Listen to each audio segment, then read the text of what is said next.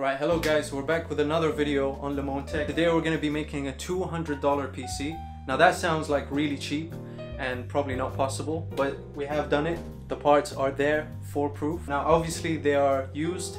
You're not going to get any new parts, and especially not these parts for that cheap if they were new. But we got them used, but the important thing is that they work because the budget is very tight. So here we are. We're going to be unboxing all of these, and then we're going to be putting the PC together, and then we're going to be testing it. Hopefully it runs fine and it runs all the games fine, because that's the goal of this. We need a PC that actually lets you play games. We're not just trying to make a PC that works and that's it. Alright, so for the motherboard we have an MSI B450M. We got this on eBay for $40 maybe, so it's actually a decent price. Comes in the anti-shock bag. It's gonna be a bit of a struggle, but yeah, it's cool though, it's cool. We're just gonna rip it open, you know what I mean? It has everything you might need. It has 4 RAM slots, M.2, which we won't be using because we're on a bit of a tight budget for this. Yeah, just everything you need. Here's the I.O. Now, one thing with this motherboard, because we got it used, it doesn't actually come with an I.O. shield, but that shouldn't be too much of a big deal. We're gonna treat it fine. So yeah. Alright, next we need a CPU. So we have a Ryzen 5 3rd gen. It's the 3600. So it comes with the things that you don't care about. So we're gonna throw this out. Get another thing that you probably shouldn't care about. This is just a warning about something. I'm not gonna read it. Here it is. This is actually the fan. So it's not, here it is. And these are actually pretty good. Like usually people would have to get a third-party fan or something like that to keep up with the CPU. I forgot what it's called. I think it's called the Wraith or something like that. But yeah, looks like it's, you know what, considering that it's used, looks like it's in pretty good condition. We need to get the CPU out, which is the main boy here. Here it is, the Ryzen 5. Again, it looks like it's in pretty good shape. It comes with the sticker as well. I don't know why you would want it, but it's there. This is very basic stuff. If you haven't built a PC before, I guess watch this. This is like, I'm gonna try and do this as briefly and simply as possible. It's not very hard. As you can see, the CPU here, it has all these pins in the back. So what we're gonna do is we're gonna lift this hatch over here, and that will open up essentially the mechanism, I guess, that lets you install a CPU. All you have to do now is slide it in, and that's it. Once it slides in, you just have to push this in, and that's it. That just locks it into place. There you go. It's not gonna move now. Now, before you put a fan on a CPU, you actually need to apply some thermal paste, because this actually regulates the heat of the CPU, makes sure it doesn't just melt. So we're gonna need to do that. You can put it either on the little square behind the fan, or you can put it on the actual CPU. It doesn't really matter too much. So usually to install a CPU fan, there is usually a bracket like this on the motherboard. If you look at this, it will be like this. You're gonna need to unscrew this and take it off, kind of like this side over here, how we've done it here. So what you want to do is you want to get a screwdriver and just unscrew this like you would do any other screw. Once you've taken the screws out, you can take this bracket out, and I guess you can just do whatever you want to it. I'll just put it to the side here. You can see on each corner there's going to be like a screw type thing which you can push down. So you want to align these screws basically to the best of your ability with these holes. Make sure they're all aligned. Don't get too confident about one side being aligned, and then you just want to screw them again. Once that's like completely in, once you've screwed everything in, you're gonna want to take this cable over here, and there should be a plug over there called CPU fan. So that's pretty self-explanatory, I guess. You just take this and you plug it into the CPU fan, and that's it. You're done with that. Now we're gonna move on to the next step, which is RAM. I've never heard of this brand before in my life, but it's 16 gigabytes of DDR4 RAM, and that's what we need right here. It also has RGB, which is like compatible with every single RGB control service. So I guess it's legit. It's won an award in 2019.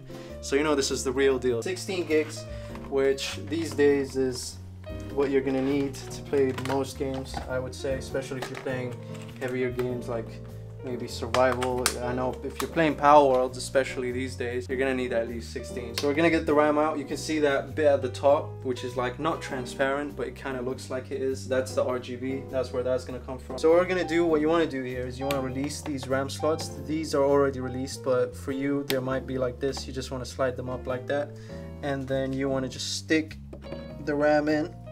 Make sure it's lined up, and then once it's in this position, you want to just give it a push until you hear those 2 snaps. Don't worry, you haven't broken anything.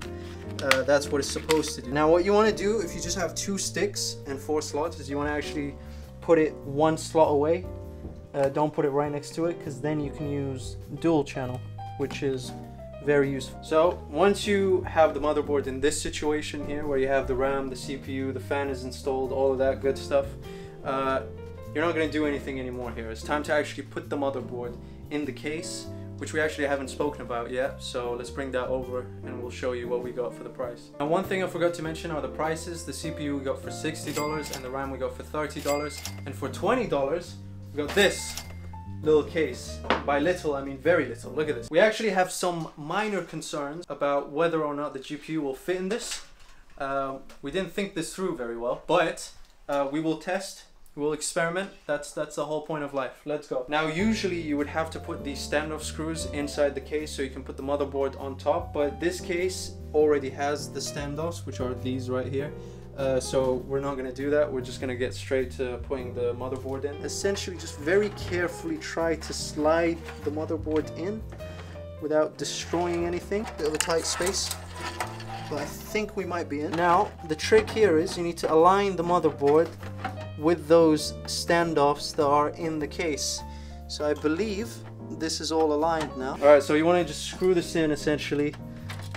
Again, this is very boring stuff. A lot of building a PC is essentially just screwing things in. It's not as intimidating as people might think it is. It's just very boring and long. Now, as you can see, we've actually secured the motherboard in place. So we can go ahead and actually put the next part in, which is the GPU, which is an RX 470. We got this for $35, which is a great deal for a 470, but it's massive. It's the size of my head, and we don't know if it's gonna fit in this tiny case. We're gonna have to attempt some kind of maneuver here. This could be a slight, ooh, never mind.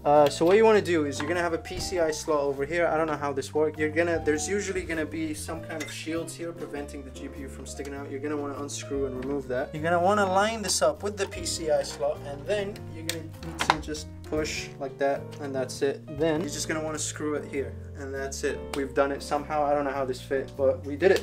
We did it regardless. Now that all this stuff is in the PC, you're gonna have to power it up, surprisingly. That's why we got this for $25. It's an EVGA 600 watt power supply, and this will be more than enough to power all of this. And more importantly, this has a 6-pin, which you need for this GPU. We're gonna have to squeeze it in a little bit. So what we're gonna do now is we're gonna unbox it. I've actually had one of these and I really love these power supplies. Now, one thing is, this is used because we were trying to make a budget PC, but we recommend, when it comes to power supplies, that you're getting new. With electricity and things like that, it's just a bit risky to trust people's treatment of these things. But again, we're just doing it for science and whatnot. But please try and get a new power supply. All the other parts you can get used, but this, try and get new. Now, obviously, this whole thing is supposed to be a budget build, so the case doesn't actually have a back panel that we can remove for cable management or whatever, but that's the price you have to pay when you're buying such cheap parts. Now, if you find a different case for the same price or whatever, then obviously go for it. You want to just slide it in here into that gap, and then from this point on, it's just more screwing, which we won't show because it's boring. You essentially just have to screw these gaps over here. So we're gonna do that, and then I'll show you everything else, which is mostly wiring. Now, if you look here, we've secured the power supply in, and now it's going to be a bit of a difficult task of putting all these cables in the right place because the case is very small. We're going to have to squeeze our hands in and stuff.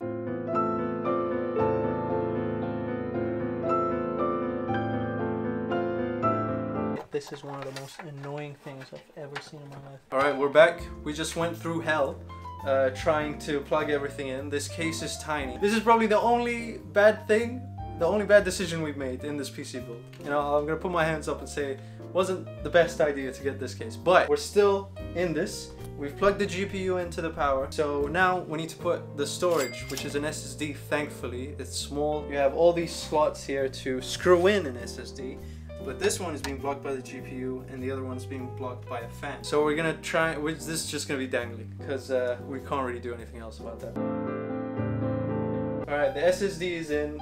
Again, due to the size and space, we've had to just kind of throw it in there, which is fine. Now, finally, we've been doing this for like 2 hours. We can test out if it works. So this is a glass panel that we're gonna put in. This is to show you that not everything goes right, you know? Things happen, things mess up. maybe it wasn't very convenient for it to mess up on our first official kind of video on the channel, but things happen, do you know what I mean? This could still work. Here it is.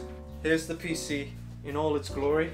The case, if it wasn't for the size, is actually really nice. PC is all plugged into the power and everything.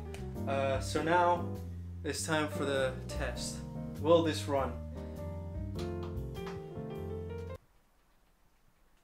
As you can see, it didn't run. I believe it might be something wrong with the power switch cable. So we're gonna try and just jump start it. Hopefully see if that works. Alright, so we're gonna try and short circuit it with this.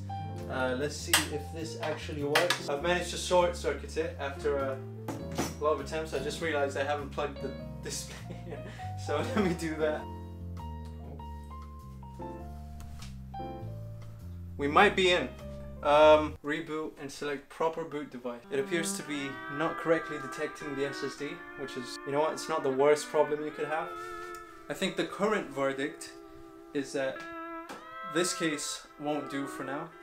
So we'll probably switch out the case. That might be the solution, just so we know that everything's plugged in, everything's in the right spot. Once we've done that, we will get back to you.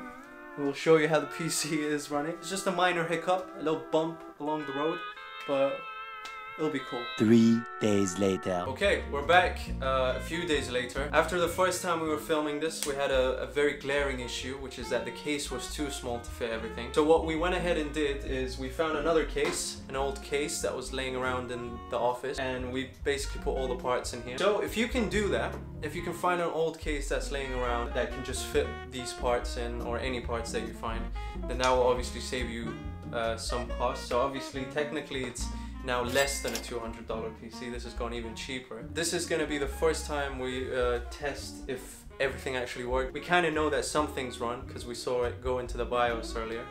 But yeah, let's go. I can hear some fans spinning, which is a good sign. We'll see now if anything comes up on the screen. Oh, the screen light went blue. It's essentially telling us that the RAM sticks are on unoptimized RAM slots. I've never seen that before. So that's an easy fix. I don't know why it matters, but I think that's an easy fix. Okay, so we've managed to boot it up now, so it works fine. It's actually loading into Windows now. So we know everything works, which is good. So what we're gonna do now is we're gonna wait. We're gonna hopefully see Windows pop up on the screen.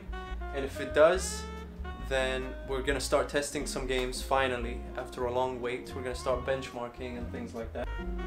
And it works, just like magic. If we quickly go into Task Manager, as you can see, it's reading 16 gigs of RAM. The CPU is working fine, the Ryzen 3600. The GPU is detecting. And now all we have to do is benchmark some games. And yeah. Okay, so we're in Power World now, because it's a popular game, everyone's playing it. And pretty much, it is, if you just look at the top left here, it's running fine. It's on 57 FPS, it's averaging like 60, 57, 56, around those ends. As you can see, we're just walking around. If you also look here, you can see it's using 7 gigs of RAM just to run the game pretty much. So if you have Discord open as well, it'll probably be closer to 8 gigabytes. But this has 16 gigs, so it's plenty of memory, I guess, to be enough for this. So if you want to play Power World, this PC can play Power World. As you can see, Rocket League is also running fine. We're getting pretty much 200 FPS stable. This is another game. It's a bit more fast-paced than Power World, but you'll be able to play this competitively, I would say. Nope.